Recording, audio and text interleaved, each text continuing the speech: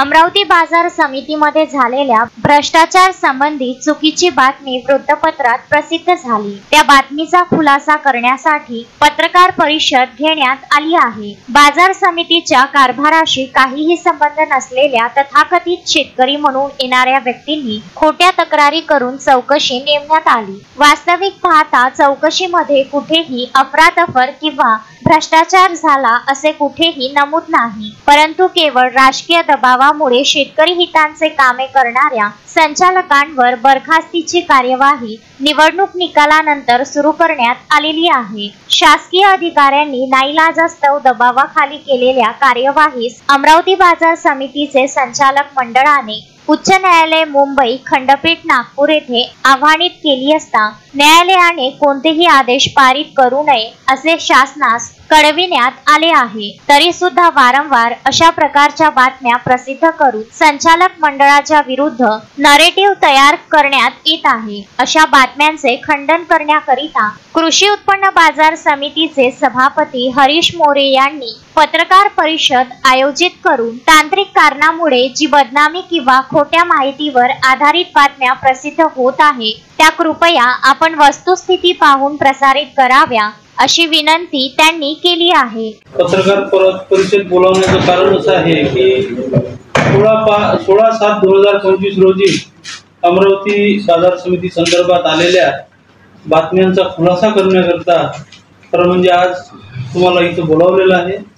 अमरावती बाजार समितीमध्ये झालेल्या भ्रष्टाचारासंबंधी चुकीची बातमी वृत्तपत्रात प्रसिद्ध झाली व त्या बातमीचा खुलासा करण्याकरता आज ही प्रेस नोट जारी करत आहे। बाजार समितीचे कारभाराशी काही संबंध नसलेल्या तथाकथित शेतकरी म्हणून येणाऱ्या व्यक्तींनी खोट्या प्रकारच्या तक्रारी करून चौकशी नेमण्यात आली।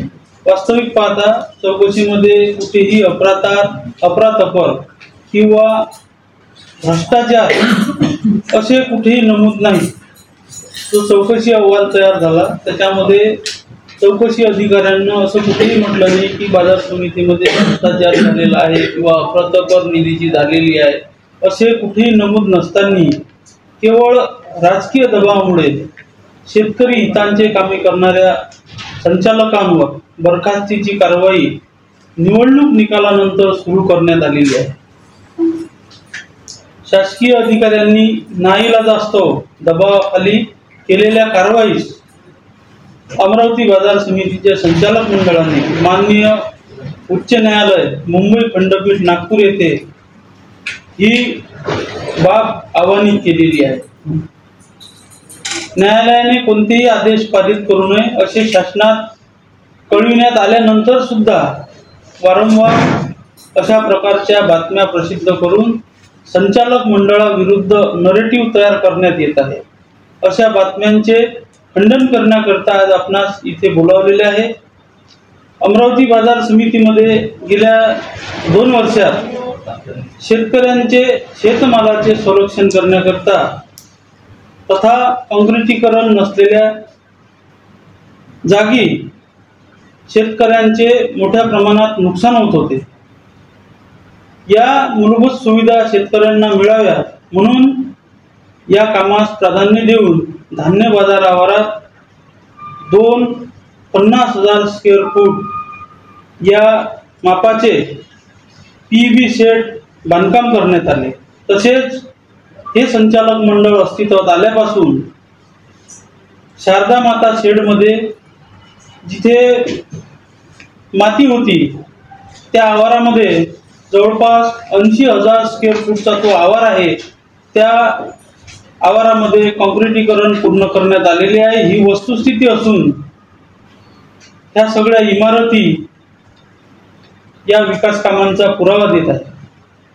शेतकरी व अडते खरीददार यांच्याकरिता पिण्याच्या पाण्याची व्यवस्था चांगल्या प्रकारे होण्याकरता नवीन 50,000 लिटर पाण्याच्या टाकीचे बांधकाम करण्यात आले आणि ती कार्यान्वित सुद्धा करण्यात आली। म्हणजे नवीन पाण्याच्या टाकीतून आता सर्व शेतकरी अडते बंधूंना पाणी पिण्यास वितरित होत आहे। शेतकरी व व्यापारी बंधूंकरिता विनामूल्य शेतमालाचे अचूक मोजमाप होण्याकरिता 100 मेट्रिक टन इलेक्ट्रॉनिक काटा, नवीन काट्याची निर्मिती आम्ही केली. तो सुद्धा बसवून तो सुद्धा सुरू करण्यात आलेला आहे. संचालक मंडळ येण्यापूर्वी इथे प्रशासक होते आणि ही इलेक्ट्रिकची जी सेवा होती ही पूर्णपणे विस्कळीत झालेली होती. रात्रीच्या वेळेस अंधार असल्याने शेतकरी खरेदी विक्रीचे व्यवहार ठप्प पडत होते. अडते खरीददार यांच्या विनंती अर्जानुसार धान्य बाजार आवारामध्ये सन 2024 मध्ये विद्युत व्यवस्था करण्यात आली. तसेच विद्युत पुरवठा बंद झाल्यावर सुरळीत राहण्याकरता जवळपास 125 kV चे जनरेटर सुद्धा लावण्यात आलेले आहे. इतकेच नव्हे तर पशुपालक शेतकऱ्यांचा सुद्धा विचार या संचालक मंडळानं केलेला आहे. आपला या बाजार समिती अंतर्गत बडनेराला पशुधनाचा बाजार आहे आणि त्या बाजारामध्ये एक जुन्या प्रकारचा रॅम्प होता, तो सुद्धा पूर्णपणे पडलेला होता.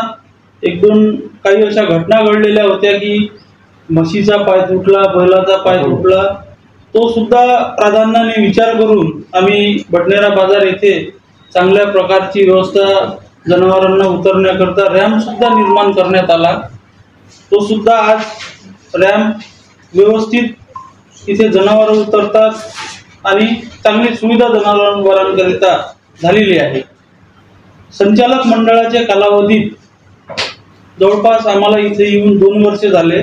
नवीन संचालक मंडळ अस्तित्वात येऊन 2021-22 चे उत्पन्न हे जवळपास 17 कोटी या बाजार समितीचं होतं. परंतु आज जर तुम्ही पाहिलं तर जवळपास आपण यावर्षी बाजार समितीचं उत्पन्न जवळपास 21 कोटीवर नेऊन ठेवलेलं आहे.